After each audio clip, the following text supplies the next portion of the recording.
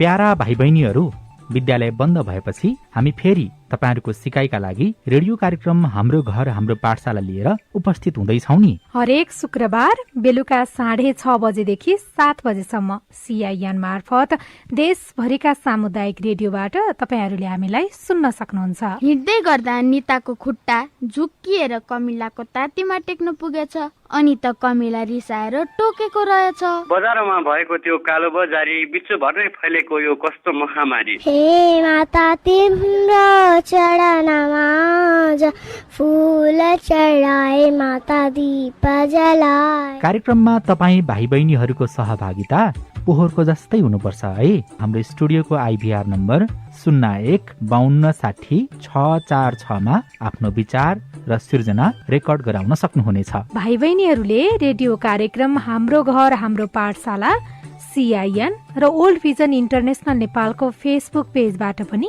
सुन्न सक्नुहुनेछ। Corona virus अर्थात् कोभिड-19 को संक्रमणका कारण देशैभरका विद्यालय बन्द छन् र यसको प्रत्यक्ष असर विद्यालयका बालबालिकाहरूमा पर्न गएको छ। यो परिस्थितिमा बालबालिकाहरूको पढाइ लेखाइलाई निरन्तरता दिन र सृजनशील बन्न निम्न कुराहरू गर्न सकिन्छ।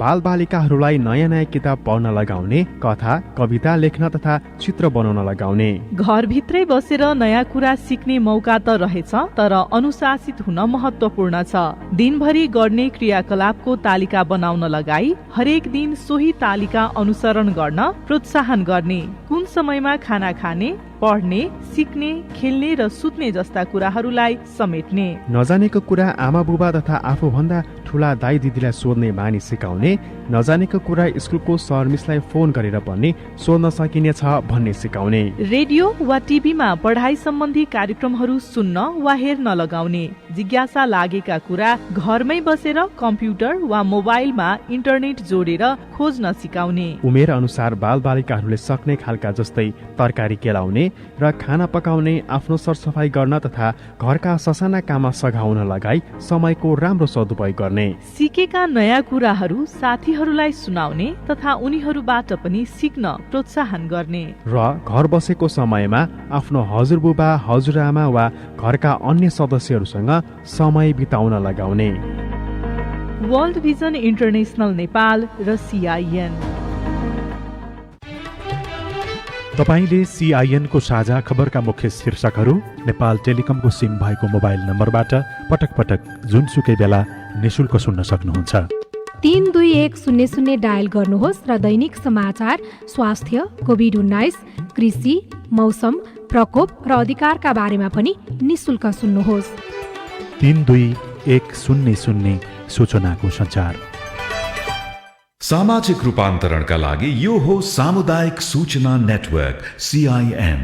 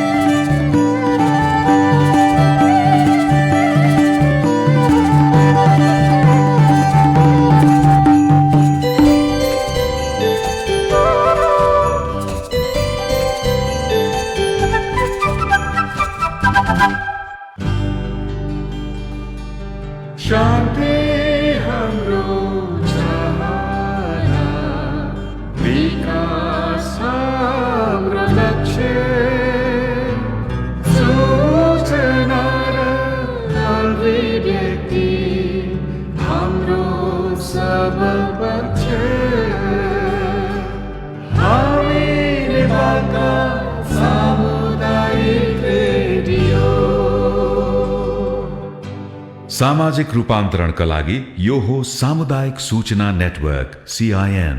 अहिले बिहानको 6 बजेको छ। सामुदायिक सूचना नेटवर्क CIN बाट अब प्रसारण हुँदैछ साझा खबर।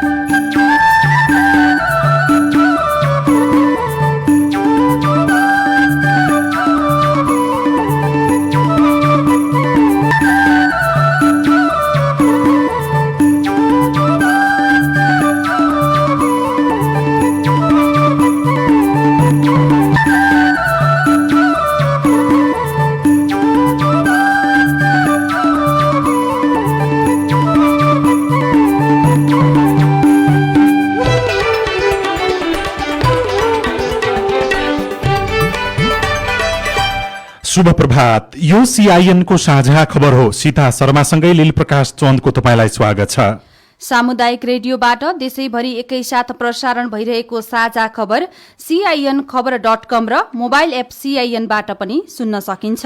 आज 2078 साल जेठ 28 गते शुक्रबार जुन 11 तारिक सन् 2021 नेपाल सम्मत 1141 ज्येष्ठ शुक्ल पक्षको प्रतिपदा तिथि।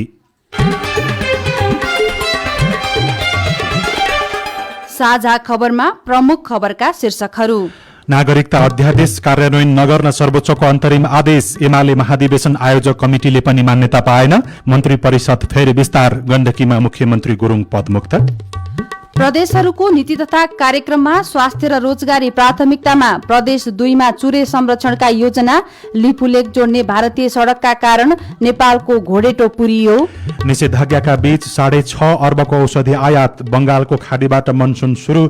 18 लाख भन्दा बढ़ी नेपाली नागरिक प्रभावित हुन सक्ने। हप्तामा 2 दिन श्रम स्वीकृति दिइने। अमेरिकाले अगस्तदेखि फाइजरको 50 करोड़ खोप वितरण गर्ने।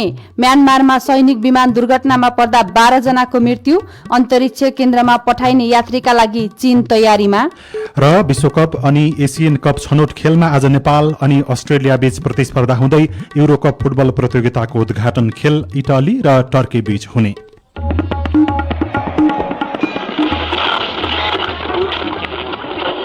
सयौं रेडियो, हजारौं रेडियो कर्मी र करोडौं नेपालीको माझमा यो हो सामुदायिक सूचना नेटवर्क CIN।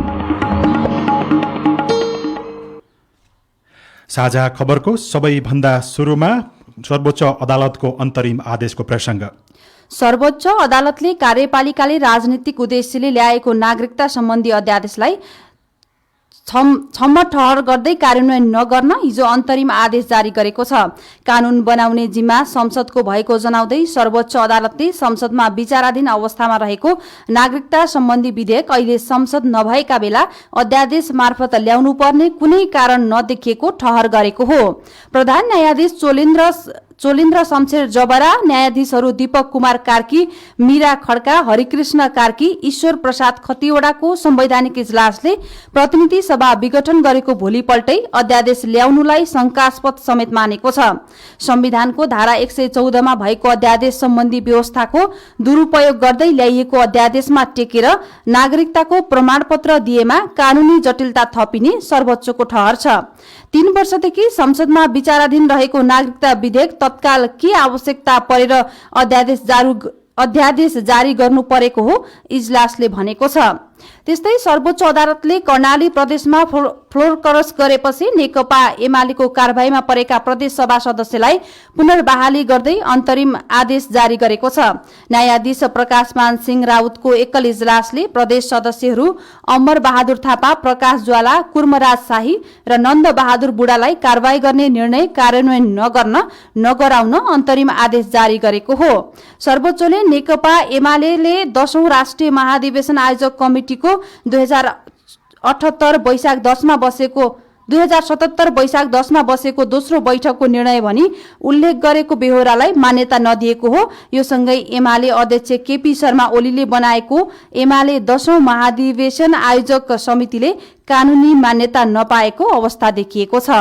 अध्यादेश मार्फत शासन गर्ने केपी शर्मा ओली नेतृत्वको सरकारका गतिविधिमाथि सर्वोच्च अदालतले अंकुश लगाएको छ। प्रतिनिधि सभा विघटन भएको भोलिपल्ट ल्याएको नागरिकता सम्बन्धी अध्यादेशमा सर्वोच्च अदालतले रोक लगाएको छ। यो आदेशबाट सरकारले ल्याएका अन्य आदेशमाथि पनि प्रश्न उठ्न थालेको छ। नागरिकता अध्यादेश तत्काल आवश्यक नरहेको ठहरसहित हिजो सर्वोच्चले कार्यान्वयन नगराउन सरकारका नाममा अन्तरिम आदेश जारी गरिसकेको छ। संवेदनशील विषय भन्दै सर्वोच्चको संवैधानिक इजलासले नागरिकता सम्बन्धी व्यवस्थापिकाबाट ऐन बनाएर मात्र लागू गर्नुपर्ने ठहर गरेको छ। सर्वोच्चको आदेशबाट सरकारले ल्याएका अन्य अध्यादेशमाथि पनि प्रश्न उठ्ने छन्। प्रधानमन्त्री ओलीले संसद छलेर पटक पटक यसबीचमा अध्यादेशहरू ल्याइसक्नु भएको छ। तर सर्वोच्चको पूर्ण फैसला र पूर्ण विवरण नआउँदै यसै भन्न नसकिने नेकपा एमालेका प्रमुख सचेतक विशाल भट्टराईले सीआईएनसँग बताउनुभयो। विधि, लोकतन्त्र, संविधान हामी सहर्ष स्वीकार गर्छौं र त्यसमा सम्मानित सर्वोच्च अदालतको निर्णयलाई अब जे जस्तो रूपमा आएको छ निर्देशन निर्णय हामी अक्षरशः पालना गर्छौं र हामीले चाहिँ कारबाही जे कारण देखाएर त्यसको मूल फैसलाको मूल पाठ आउन बाँकी छ त्यो हेरौँला। त्यसपछि चाहिँ अब संसदीय व्यवस्थामा पार्टीको निर्देशन पालना नगर्ने वा पालना गर्नु नपर्ने विधि सर्वोच्चले स्थापित गर्न खोज्यो भने कस्तो खालको व्यवस्था स्थापित हुन्छ र अब त्यसलाई कसरी अंगीकार गर्ने भन्ने कुरा त्यो हामी मात्रै होइन सबै दललाई नै एक किसिमको चाहिँ दुविधाको स्थिति बन्ला। पार्टीको आन्तरिक जीवनमा कमिटी निर्माण, त्यसमा अदालतमा पुग्ने, अदालतले फैसला गर्ने भनेको त्यति राम्रो र प्रियकर कुरा होइन, किनभने यो पार्टीको आन्तरिक जीवनको कुरा हो। गण्डकी प्रदेशका मुख्यमन्त्री पृथ्वी सुब्बा गुरुङ पनि विश्वासको मत लिन हिजो असफल हुनुभयो। प्रदेश सभाको सबैभन्दा ठूलो दलको नेताका हैसियतमा 29 वैशाखमा मुख्यमन्त्री नियुक्त हुनुभएका गुरुङले प्रदेश सभामा विश्वासको मत माग्नु भएको थियो। तर उहाँको पक्षमा 27 मत आएको भने विपक्षमा 30 मत खसेको घोषणा गरिएको थियो। सभामुख नेत्रनाथ अधिकारीले मुख्यमन्त्रीको पक्षमा र विपक्षमा परेको मत हिजो घोषणा गर्नुभयो। प्रदेश सरकारका माननीय मुख्यमन्त्री श्री पृथ्वी सुब्बा गुरुङले आफूलाई प्रदेश सभाको विश्वास दिइयोस् भनी राख्नु भएको प्रस्तावको पक्षमा हुन्छ भन्ने पक्षमा जम्मा 27 मत र यस प्रस्तावको विपक्षमा अर्थात् हुन्न भन्ने पक्षमा 30 मत परेको छ। उक्त संख्या प्रदेश सभाको तत्काल कायम रहेको सम्पूर्ण सदस्य संख्याको बहुमत नभएकोले माननीय मुख्यमन्त्री श्री पृथ्वी सुब्बा गुरुङले आफूलाई प्रदेश सभाको विश्वास दिइयोस् भनी राख्नु भएको प्रस्ताव अस्वीकृत भएको घोषणा गर्दछु। विपक्षी गठबन्धनको तर्फबाट कृष्णचन्द्र नेपाली पोखरेलले मुख्यमन्त्रीमा दाबी गर्ने अब तयारी गर्नुभएको छ। प्रधानमन्त्री केपी शर्मा ओलीले मन्त्रीमण्डल विस्तार गर्नु भएको छ। राष्ट्रपति विद्यादेवी भण्डारीले प्रधानमन्त्री ओलीको सिफारिशमा 7 मन्त्री र 1 राज्य मन्त्री नियुक्त गर्नु भएको छ। राष्ट्रपति कार्यालयका अनुसार गृहमन्त्रीमा खगराज अधिकारी, उद्योग वाणिज्य तथा आपूर्ति मन्त्रीमा राजकिशोर यादव, संचार तथा सूचना प्रविधि मन्त्रीमा नयनकला थापा, कृषि तथा पशुपन्छी विकास मन्त्रीमा ज्वाला कुमारी शाह, वन तथा वातावरण मन्त्रीमा नारदमुनि राणा, संघीय मामिला तथा सामान्य प्रशासन मन्त्रीमा गणेश कुमार पहाडी र प्रधानमन्त्री तथा मन्त्री परिषदको कार्यालय हेर्ने गरी मोहन बानियालाई मन्त्री नियुक्त गरिएको छ। त्यसैगरी आशा कुमारी विकलाई वन तथा वातावरण मन्त्रालयको राज्य मन्त्रीमा नियुक्त गरिएको छ। 2078 वैशाख 31 गते संसदको ठूलो दलको नेताको हैसियतले ओली अल्पमतको प्रधानमन्त्री बन्नु भएको थियो। तर संसदमा बहुमत पुर्याउन नसक्ने भन्दै मार्ग प्रशस्त गर्नुभएका ओलीले संसद विघटन गरेपछि मन्त्री परिषद पुनर्गठन गरेको यो दोस्रो पटक हो। विपक्षी पार्टीहरूले काम चलाउ सरकारको विस्तारलाई असंवैधानिक भन्दै आएका छन्। नवनियुक्त मन्त्रीहरूले पद तथा गोपनीयताको शपथ ग्रहण गर्नुभएको छ। नयाँ आर्थिक वर्ष 2078-79 का लागि हिजो 4वटा प्रदेशले नीति तथा कार्यक्रम सार्वजनिक गरेका छन्। स्वास्थ्य, कृषि र रोजगारी प्राथमिकतामा राखेर प्रदेश नम्बर 1, प्रदेश नम्बर 2 बागमती प्रदेश र सुदूरपश्चिम प्रदेशले नीति तथा कार्यक्रम सार्वजनिक गरेका हुन्। प्रदेश सभाको बैठकमा प्रदेश नम्बर 1 का प्रदेश प्रमुख सोमनाथ अधिकारीले हिजो नीति तथा कार्यक्रम प्रस्तुत गर्नुभयो। बागमती प्रदेशले कोभिड-19 को संक्रमण नियन्त्रण, रोकथाम र उपचार गरी नागरिकहरूको जीवनलाई सहज बनाउँदै अर्थतन्त्रलाई पुनरुत्थान गर्ने योजना सहितको नीति कार्यक्रम सार्वजनिक गरेको छ। सुदूरपश्चिम प्रदेशका प्रदेश प्रमुख गंगा प्रसाद यादवले नीति तथा कार्यक्रम प्रस्तुत गर्दै कोरोना महामारी नियन्त्रण र व्यवस्थापनमा केन्द्रित हुनु आगामी आर्थिक वर्षको पहिलो प्राथमिकता भएको बताउनुभयो। अब कर्णाली र गण्डकी प्रदेशमा पनि नीति तथा कार्यक्रम सार्वजनिक हुन बाँकी छ। प्रदेश नम्बर 2 मा प्रदेश प्रमुख डाक्टर राजेश झाले नीति तथा कार्यक्रममा स्वास्थ्य क्षेत्र बढी प्राथमिकतामा राखिएको उल्लेख गर्नुभयो। प्रदेश 2 सरकारले चुरे संरक्षणको योजनालाई विशेष प्राथमिकतामा समेत राखेको छ। संघीय सरकारले चुरे मासेर ढुङ्गा बालुवा निकासी गर्ने नीति बनाइरहेको टिप्पणी भइरहेको बेला प्रदेश 2 सरकारले चुरे संरक्षणका लागि कानूनी र प्रशासनिक सबै खाले नीति अवलम्बन गर्ने रणनीति बनाएको छ। प्रदेश 2 को सप्तरीदेखि पर्सासम्म फैलिएको चुरे क्षेत्र यस प्रदेशको सुरक्षा कवच मानिँदै आएको छ। पछिल्ला वर्षहरूमा चुरे विनाश बढेसँगै प्रदेशका जिल्लाहरूमा डुबान र खानेपानी अभाव जस्ता समस्या देखिन थालेको भन्दै प्रदेश सरकारले यसको संरक्षणमा विशेष चासोका साथ लाग्ने बताएको छ। यो योजनालाई प्रदेश सरकारले आगामी वर्षको नीति तथा कार्यक्रममै समावेश गरेको छ। प्रदेश प्रमुख राजेश झा चुरे क्षेत्रको संरक्षणका लागि प्रदेश सरकारले कानूनी प्रशासनिक लगायत सबै उपाय अवलम्बन गरी विशेष कार्यक्रम सञ्चालन गर्नेछ। नदीजन्य पदार्थको अत्याधिक दोहनलाई व्यवस्थित गरी भूमिगत जलस्तरलाई उठाउने काम गरिने पनि प्रदेश प्रमुख झाले बताउनुभयो। नदी नालाका ढुङ्गा गिटी बालुवाको अव्यवस्थित र अत्याधिक दोहनलाई नीतिगत तवरबाट व्यवस्थित गरिनेछ र चुरे क्षेत्रमा जलाशय निर्माण तथा मर्मत सम्हार गरी माटो कटान कार्यलाई नियन्त्रण पुनर्भरण र भूमिगत जलस्तरलाई उठाउने कार्य गरिनेछ। चुरे संरक्षणमा विशेष सहयोगको घोषणा गर्दै स्थानीय तह संघीय सरकारसँग समन्वय गरी चुरे संरक्षण गर्ने नीति प्रदेश सरकारले लिएको छ, जसले संघीय सरकार र प्रदेश सरकार बीचको दूरी बढाउने कतिपयले अनुमान गरेका छन्। अविनाश आचार्य, CIN रेडियो सिमरा 12।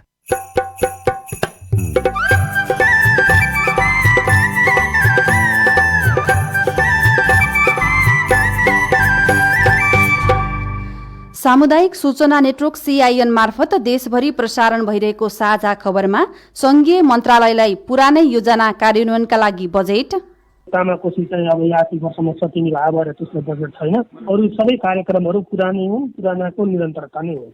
निषेधाज्ञाका बीच 6.5 अर्बको औषधि आयात, बंगालको खाडीबाट मनसुन सुरु, 18 लाख भन्दा बढी मानिस प्रभावित हुन सक्ने लगायतका खबर बाँकी नै छन्। CIN को साझा खबर सुन्दै गर्नुहोला। कोरोना भाइरस रोग लगायतका विपदका अवस्थामा घरभित्र वा बाहिर कुनै पनि स्थानमा विशेष गरी महिला, बालबालिका, अपंगता भएका व्यक्ति, यौनिक तथा लैंगिक अल्पसंख्यकमाथि कुटपिट, गाली गलोच र यौनजन्य हिंसाको जोखिम बढ्न सक्छ।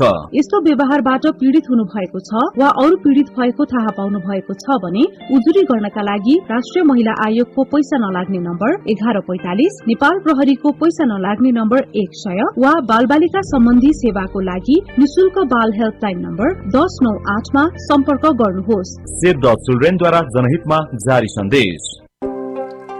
के तपाईँ कोभिड संक्रमण भई घरमा आइसोलेसनमा बस्दै हुनुहुन्छ? त्यसो भए निम्न कुराहरूमा ध्यान दिनुहोस्। जथाभावी रूपमा औषधिको सेवन नगर्नुहोस्, पोसिलो तथा झोलिलो खानेकुरा खानुहोस्, व्यायाम गर्नुहोस्, स्वास्थ्यकर्मीसँग नियमित परामर्शमा रहनुहोस्। कोभिड-19 सम्बन्धी परामर्शका लागि 1133 र 1115 मा सम्पर्क गर्नुहोस्। वर्ल्ड भिजन इन्टरनेशनल नेपाल र CIN।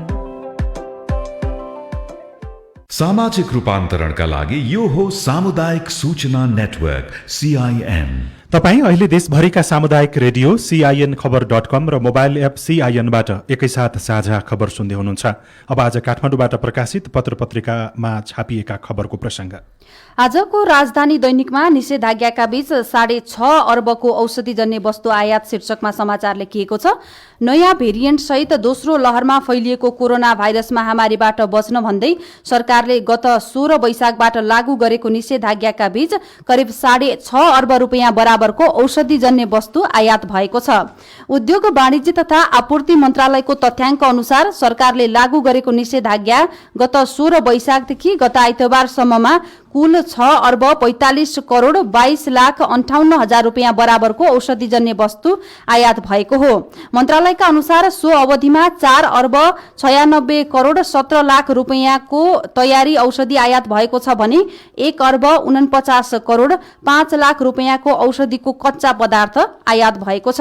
त्यस्तै राजधानी दैनिककै अर्को शीर्षकमा 18 लाख बढी मानिस प्रभावित हुन सक्ने बंगालको खाडीबाट मनसुन छिर्यो, 18 लाख बढी मानिस प्रभावित हुन सक्ने समाचार लेखिएको छ। मनसुन जन्य विपद मुख्य गरी बाढी पहिरोबाट यसपटक 18 लाख बढी मानिस प्रभावित हुने अनुमान गरिएको छ। गत वर्ष औसत बराबर पानी पर्ने प्रक्षेपण हुँदा ठूलो मानवीय क्षति बेहोरेको नेपाल सामु सरदर भन्दा बढी वर्षा हुने आकलन गरिएको मनसुन चुनौतीपूर्ण रहने मौसमविदले औल्याएका छन्। बंगाल खाडी आसपास विकसित हुने क्रममा रहेको न्यून चापिय क्षेत्रका कारण नेपालको पूर्वी भूभागबाट 1-2 दिनमा मनसुन आगमन हुने सम्भावना छ। मौसम महाशाखाले हिजो विशेष बुलेटिन निकाल्दै भनेको छ, जल तथा मौसम विज्ञान विभागले यस अघि नै मुलुकमा सरदर भन्दा बढी पानी पर्ने आकलन सार्वजनिक गरिसकेको छ। नयाँ पत्रिका दैनिकमा सर्वोच्चको आदेशपछि एमालेमा माधव नेपालहरू वैध, बादलहरू अवैध शीर्षकमा खबर लेखिएको छ विश्लेषण सहितको। त्यसैगरी रातो पासपोर्ट बेचेको आरोपमा सर्वोच्चमा मुद्दा खेपिरहेका नारद मुनि राणा वन मन्त्री नियुक्त शीर्षकमा खबर छ।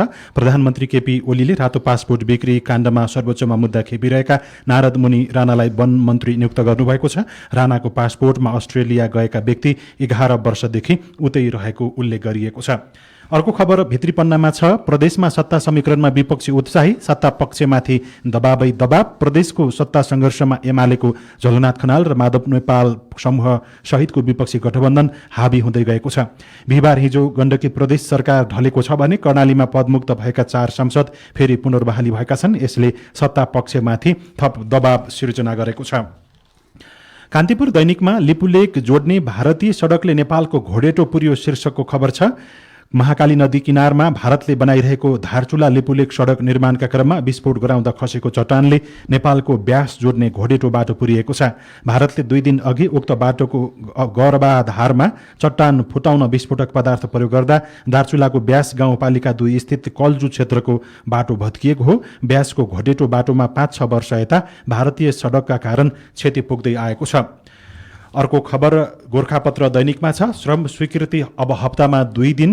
वैदेशिक रोजगार विभाग अन्तर्गतको तहचल स्थित वैदेशिक रोजगार कार्यालयले अब हप्तामा 2 दिन श्रम स्वीकृति प्रदान गर्ने भएको छ।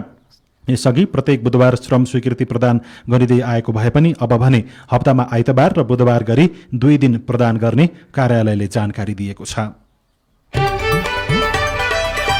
साझा खबरमा अब प्रस्तुत छ कोरोना क्याप्सुल।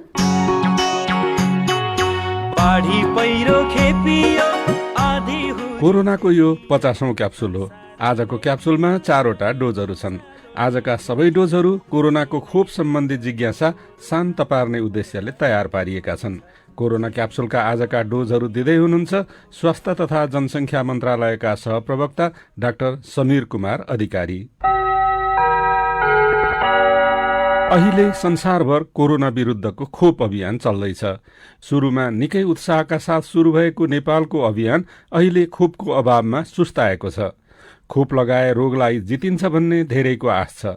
एकपल्ट संक्रमण भइसकेका मानिस खोप लगाउन उत्सुक देखिन्छन्, तर उनीहरूले तत्काल खोप लगाउन मिल्छ त? कोरोना क्याप्सुलको पहिलो डोज कोभिड लागेको कति दिनपछि खोप लगाउन मिल्छ भन्ने विषयमा कोभिड निको भएको 4 हप्ता पछि मात्रै खोप लगाउन मिल्ने हो। हामीले 6 देखि 8 हप्ताको बीचमा मात्र खोप लगाउनुहोस् भनेर भनिरहेका छौँ। प्राविधिक हिसाबले पनि त्यही उपयुक्त छ। हामी सक्रिय संक्रमित भइरहेको बेलामा अथवा हामीसँग सक्रिय संक्रमणको शरीरमा असर रहिरहेको बेलामा खोप लगाउँदा खोपको दुष्प्रभावहरू हुन सक्ने सम्भावनाहरू पनि हुन्छन् र खोपले काम गर्ने सम्भावनाहरू न्यून हुँदै जाने पनि हुन सक्छ। वैशाखमा भेरोसिलको पहिलो खोप लगाएर निषेधाज्ञा छल्न उपत्यका बाहिर गएका कति मानिसले उतै खोप लगाइसके, तर केही मानिस दोस्रो खोप कहाँ पाइएला भनेर अझै अन्यलमा छन्। भेरोसिलको पहिलो खोप लगाएर दोस्रो खोप नपाएका उपत्यका बाहिरका नागरिकले खोप लगाउन कहाँ जाने? सुनौ कोरोना क्याप्सुलको दोस्रो डोज। उहाँहरूलाई हामीले धेरै पहिलेदेखि आफ्नो स्थानीय तहहरूमा आफ्नो जिल्लामा सम्पर्क गरेर आफ्नो सम्पूर्ण विवरण टिपाउनु भनिराखेका थियौँ। त्यो समन्वय अनुसार लगाउनु भएको लगाइसक्नु भयो होइन, कोही बाँकी हुनुहुन्छ भने अहिलेको अवस्थामा आफ्नो खोप कार्ड लिएर गएर नजिकमा भएको खोप केन्द्रमा मैले पहिलो मात्र यो दिन लगाएको थिएँ, खोप मेरो यहाँ यस्तो छ भनेर भन्नुभयो भने खोप लगाउन पाउनुहुन्छ। नेपाली काम गर्न जाने कतिपय देशले उनीहरूसित खोप लगाएको प्रमाण र कोरोनाको नेगेटिभ रिपोर्ट खोज्न थालेका छन्। खोप नलगाउनेले अब विदेशमा काम पाउन कठिन छ। विदेशमा काम गर्न जानेले के कसरी खोप लगाउन पाउँछन्? कोरोना क्याप्सुलको तेस्रो डोज यसै विषयमा यस्तो वर्गलाई लक्षित गरेर खोप लगाउने गरी अहिले कुनै ठ्याक्कै निर्णय भएको त्यसरी निर्देशन भइसकेको अवस्था छैन। त्यो गर्नुभन्दा पहिले हामीलाई कहाँ कति व्यक्ति हुनुहुन्छ, कुन मितिसम्म जाने व्यक्तिहरू हुनुहुन्छ, कुन खोप लगाइदिनु पर्ने हो, एउटा मात्रै लगाएर हुँदैन, दोस्रो मात्रा समेत लगाइसकेपछि जाने कुराहरू हुन्छ। त्यो सबै कुराहरूको विश्लेषण गरेर मात्रै त्यो निर्णयमा पुग्न सकिन्छ।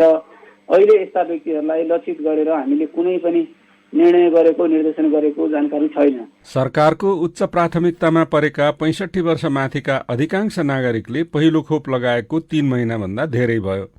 तर दोस्रो खोप अनिश्चित भएपछि पहिलो खोप लगाएका मानिस र उनीहरूका आफन्त चिन्तित छन्। कोभिसिल्डको पहिलो खोप लगाएका पाका नागरिकले दोस्रो खोप कहिले लगाउन पाउने त? सुनौ कोरोना क्याप्सुलको चौथो तथा अन्तिम डोज। कोभिसिल्ड लगाएको 12 देखि 16 हप्तामा हामीले खोप दोस्रो मात्रा लगाउँदा उपयुक्त हुन्छ। भारतमा 16 हप्तामा दोस्रो मात्राको अभियान सुरु भइरहेको छ। हामीले पनि त्यसै गरी गर्न सकिन्छ कि 16 हप्ताभित्रमा भन्न प्रयास नै गरिरहेका छौँ। खोप एक मात्रा पनि नपाउनु भएको व्यक्ति भन्दा तुलनात्मक रूपमा एक मात्रा पाउनु भएको व्यक्तिहरू संक्रमणले पार्न सक्ने जोखिमका हिसाबले तुलनात्मक रूपमा अलिक सुरक्षित, अलिक कम जोखिममा हुनुहुन्छ। त्यही भएर हामी लगाउँदै नलगाएका व्यक्ति भन्दा कमसे कम एक मात्रा लगाएका व्यक्तिहरूमा 100मा 100 नै काम गरिसक्न अथवा त्यो प्रतिरोधात्मक क्षमता विकास भइसक्न नभ्याएको भए पनि 50-60% भने पनि भइरहेको हुन्छ। हामीले त्यसरी बुझ्नुपर्ने हुन्छ। तर यो भनिरहँदा हामीले दोस्रो मात्रा लगाउने कुरा एकदमै उच्च प्राथमिकतामा राखेर बुस्टर डोजको व्यवस्था हामी गर्दैछौँ। तपाईले लगाउने मास्कले अरूलाई कोरोना संक्रमित हुनबाट बचाउँछ र अरूले लगाउने मास्कले तपाईलाई बचाउँछ। त्यसैले घरबाट बाहिर निस्कँदा मास्क लगाऊ, बोलीचाली र भेटघाटमा दूरी कायम गरौं र साबुन पानीले हात धुन नबिर्सौं। आजको क्याप्सुलका डोजहरूका लागि स्वास्थ्य तथा जनसङ्ख्या मन्त्रालयका सहप्रवक्ता डाक्टर समीर कुमार अधिकारीलाई धन्यवाद र कोरोना क्याप्सुल सुन्नुभएकोमा तपाईलाई पनि धन्यवाद। लौ त कोरोनाको अर्को क्याप्सुलमा फेरि भेटौँला।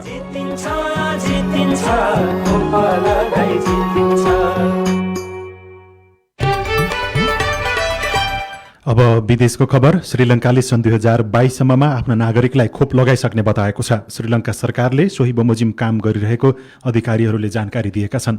संयुक्त राज्य अमेरिकाले आगामी अगस्त महिनादेखि विश्वका 92 मुलुकका लागि फाइजरले उत्पादन गरिरहेको 50 करोड डोज खोप वितरण शुरू गर्ने जनाएको छ। व्हाइट हाउसका अनुसार राष्ट्रपति जो बाइडेनले न्यून आय भएका र अफ्रिकाका 92 मुलुकका लागि फाइजरको खोप खरिद गरेर वितरण गर्ने घोषणा गर्नुभएको हो। म्यानमारको मण्डाली क्षेत्रमा प्रतिकूल मौसमका कारण एउटा विमान दुर्घटना भएको छ र सैनिक विमान रहेको त्यहाँका अधिकारीहरूले बताएका छन्। सेनाका प्रवक्ता मेजर जनरल ज मिनटुनले विमानमा 14 जना सवार रहेकोमा 12 जनाको मृत्यु भएको जानकारी दिनुभएको छ र चीनले अन्तरिक्षमा निर्माण गरेको आफ्नै नयाँ अन्तरिक्ष केन्द्रमा अर्को साता अन्तरिक्ष यात्रीहरू पठाउन रकेट तयार भएको जनाएको छ। चीनले पहिलो पटक 3 जना अन्तरिक्ष यात्रीलाई नयाँ अन्तरिक्ष केन्द्रमा पठाउन लागेको छ। साझा खबरमा अब खेल खबर। फिफा विश्वकप 2022 तथा एसियन कप 2023 अन्तर्गत छनौट खेलमा आज नेपाल र अस्ट्रेलिया बीच प्रतिस्पर्धा हुँदैछ। दोस्रो चरणको छनौटको अन्तिम खेलमा आज नेपालले अस्ट्रेलियासँग खेल्न लागेको हो। कुवेत सिटी स्थित जावेर अल अहमद रंगशालामा हुने खेल राति 9:45 शुरू हुनेछ। एसियाली फुटबलको पावर हाउस अस्ट्रेलियालाई पराजित गर्नु नेपाललाई चुनौती रहे पनि नेपालले उत्कृष्ट प्रदर्शन गर्ने योजनामा रहेको छ। युरोकप फुटबल प्रतियोगिताको 16औं संस्करण आज रातिबाट शुरू हुँदैछ। इटालीको रोममा टर्की र इटाली बीचको खेलसँगै युरोकप औपचारिक रूपमा शुरू हुनेछ। टर्की र इटाली बीचको खेल नेपाली समय अनुसार राति 12:45 शुरू हुनेछ। संघीय मन्त्रालयहरूको चालू र आगामी आर्थिक वर्षको बजेटको तुलना, रेडियो रिपोर्ट, अरू खबर र कार्टुन पनि बाँकी नै छ। CIN को साझा खबर सुन्दै गर्नुहोला। तपाईले CIN को साझा खबरका मुख्य शीर्षकहरू नेपाल टेलिकमको सिम भएको मोबाइल नम्बरबाट पटक पटक जुनसुकै बेला निशुल्क सुन्न सक्नुहुन्छ। 32100 डायल गर्नुहोस् र दैनिक समाचार, स्वास्थ्य, कोभिड-19, कृषि, मौसम, प्रकोप र अधिकारका बारेमा पनि निशुल्क सुन्नुहोस्। 32100 सूचनाको सञ्चार। ला ब्यालेन्स सकिनलाई टिभी हेर्नु छिटो जाउँ रिचार्ज गर्नलाई। होममा डिलर दाइको डिस्काउन्ट सबैलाई। होमले ल्यायो खुसी सबैजनालाई। टिभीको मजा लिन वार्षिक रिचार्ज गरौँ। डिलर दाइको डिस्काउन्ट पाई सबै दङ्ग परौँ। के हो र डिलर दाइ, के दिनुहुन्छ हामीलाई? फन्ड ट्रान्सफरको सेवामा मिल्छ यस्तो मौका। विकली लकी ड्र नि हुने मौकामा झन् चौका। अब फन्ड ट्रान्सफरबाट वार्षिक रिचार्ज गरी बम्पर डिस्काउन्ट र 2 भाग्यशाली ग्राहकहरूलाई 1 लाख नगद उपहार सहित 2 वर्ष रिचार्ज गर्दा लकी ड्रमा डबल मौका पाउनुहोस् र मजाले रमाउनुहोस्। डिश होम, खुसी अन गरौँ। सामाजिक रूपान्तरणका लागि यो हो सामुदायिक सूचना नेटवर्क CIN। साझा खबरमा अब संघीय मन्त्रालयको बजेटको प्रसंग।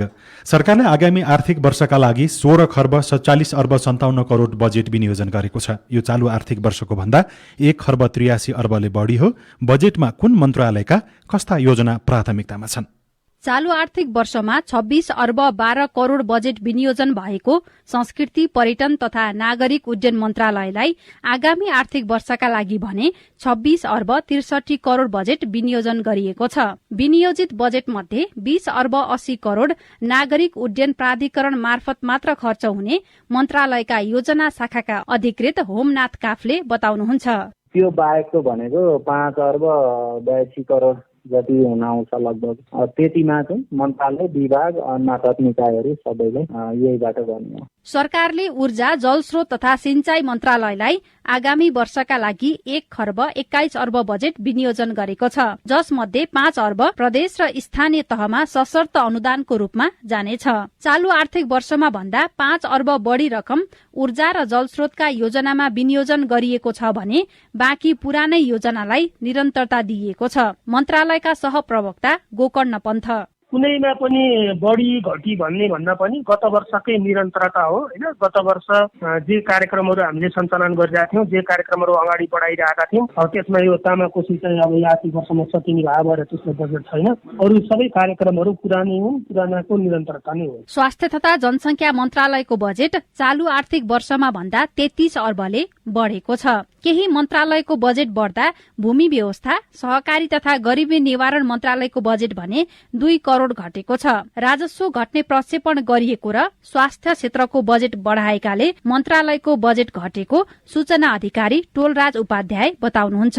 कोभिड नियन्त्रण र स्वास्थ्यमा खर्च गर्न पर्ने बाध्यता भएको कारणले पनि राज्यले यो सेक्टरलाई गत वर्ष जति पनि बजेट विनियोजन गर्न नसकेको हुनुपर्छ। महत्वपूर्ण जुन आयोजना कार्यक्रमहरू हामी सञ्चालन गरिरहेका छौं, निरन्तरता दिँदै केही थप कार्यक्रमहरू पनि घनीभूत रूपमा लैजाने गरी यो बजेटलाई उपयोग गर्ने हिसाब किताबले फिल्डमा जाने क्रममा छौं। बजेट विनियोजन भए अनुरूप खर्च नहुने परम्परा पूरा नै हो। अघिल्लो वर्ष पनि विनियोजित बजेट मध्ये 70% को हाराहारीमा मात्र खर्च भएको थियो। त्यसैले बजेट बढाउनु भन्दा पनि त्यसको कार्यान्वयनको क्षमता बढाउनु महत्वपूर्ण हुने अर्थविद चन्द्रमणि अधिकारीको बुझाइ छ। बजेट चाहिँ यति उति खर्च हुने भन्ने नै होइन। चाहे पुँजीगत बजेट होस्, चाहे साधारण बजेट होस्, चाहे विकास बजेट होस्, चाहे वित्तीय व्यवस्थापनमा जाने बजेट होस्, खर्च हुनुपर्छ। कोरोना महामारीले गर्दा सबैजसो मन्त्रालयले चालू आर्थिक वर्षका कतिपय योजना कार्यान्वयन गर्न सकेका छैनन्, जसका कारण अघिल्लो वर्षका धेरै जसो योजनाले निरन्तरता पाएका छन्। सीता शर्मा, CIN काठमाडौँ। यो रिपोर्टसँगै हामी साझा खबरको अन्त्यमा आइपुगेका छौं। सामुदायिक रेडियो प्रसारक संघद्वारा सञ्चालित CIN को बिहान 6 बजेको साझा खबर सक्नु अघि मुख्य खबर फेरि एकपटक। नागरिकता अध्यादेश कार्यान्वयन नगर्न सर्वोच्चको अन्तरिम आदेश। एमाले महाधिवेशन आयोजक कमिटिले मान्यता पाएन। मन्त्री परिषद फेरि विस्तार। गण्डकीमा मुख्यमन्त्री गुरुङ पदमुक्त। प्रदेशहरूको नीति तथा कार्यक्रममा स्वास्थ्य र रोजगारी प्राथमिकतामा। प्रदेश 2 मा चुरे संरक्षणका योजना। लिपुलेक जोड्ने भारतीय सड़कका कारण नेपालको घोडेटो पुरियो। निषेधाज्ञाका बीच 6.5 अर्बको औषधि आयात। बंगालको खाडीबाट मनसुन सुरु। 18 लाख भन्दा बढी मानिस प्रभावित हुने। हप्तामा 2 दिन श्रम स्वीकृति दिइने। अमेरिकाले अगस्तदेखि फाइजरको 50 करोड़ खोप वितरण गर्ने। म्यानमारमा सैनिक विमान दुर्घटनामा पर्दा 12 जनाको मृत्यु। अन्तरिक्ष केन्द्रमा पठाइने यात्रीका लागि चीन तयारीमा। र विश्वकप अनि एसियन कप छनौट खेलमा आज नेपाल र अस्ट्रेलिया बीच प्रतिस्पर्धा हुँदै। साझा खबरको अन्त्यमा कार्टुन हामीले नागरिक दैनिकमा रबिन साइमीले बनाउनु भएको यो पनि शीर्षकको कार्टुनलाई लिएका छौँ। यहाँ व्यङ्ग्य गर्न खोजिएको छ। मन्त्री परिषद फेरबदल र विस्तारको क्रम चलिराखेको छ। यहाँ एकजना महिला र एकजना सानो बालक जस्ता त्यहाँ देखिन्छन्, कुराकानी भइराखेको जस्तो देखिन्छ। ती बालकले पत्रिका पढिराखेको जस्तो देखिन्छ र उनको आमा जस्ता देखिने व्यक्तिले अगाडिपट्टि केही कुरा गरिराखेका छन्। माथिपट्टि 18औं पटक मन्त्री परिषद फेरबदल लेखिएको एउटा तुल जस्तो झुन्ड्याइएको छ। तल चाहिँ यस्तो लेखिएको छ, समृद्धि ल्याउनेको कार्यकाल मन्त्री फेर्दै बोली फेर्दै पो सकिने भयो त। हवस् त, प्राविधिक साथी सुनिल राज भारतलाई धन्यवाद। अहिलेलाई लील प्रकाश चन्द र सीता शर्मा बिदा भयौं। तपाईको आजको दिन शुभ होस्। नमस्कार। यसपछि देशभरिका सामुदायिक रेडियोबाट कार्यक्रम जीवन रक्षा प्रसारण हुनेछ। सुन्ने प्रयास गर्नुहोला।